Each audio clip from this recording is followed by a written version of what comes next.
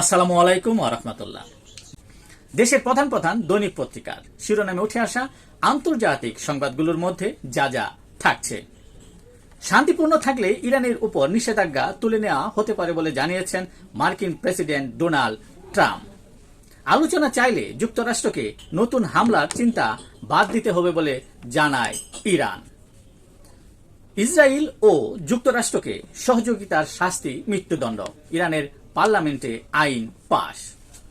ইরানের পারমাণবিক সমৃদ্ধকরণ কখনোই বন্ধ হবে না বলে জানিয়েছেন জাতিসংঘে দেশটির রাষ্ট্রদূত আমির সাইদ ইরাবানি।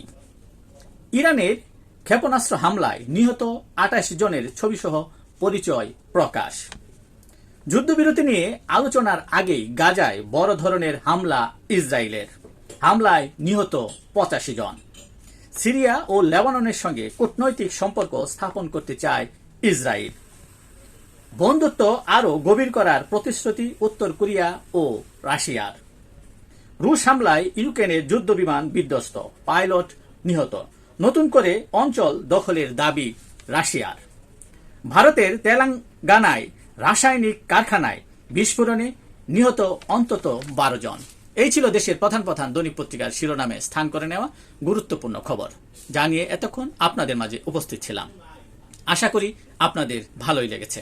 আজকের মতো এখানেই, আবারও দেখা হবে আগামীকাল দেশের জাতীয় দৈনিকের শিরোনামে উঠে আসা গুরুত্বপূর্ণ খবর নিয়ে। সে পর্যন্ত অবশ্যই ভালো থাকবেন, সুস্থ থাকবেন। আসসালামু আলাইকুম ওয়া রাহমাতুল্লাহ।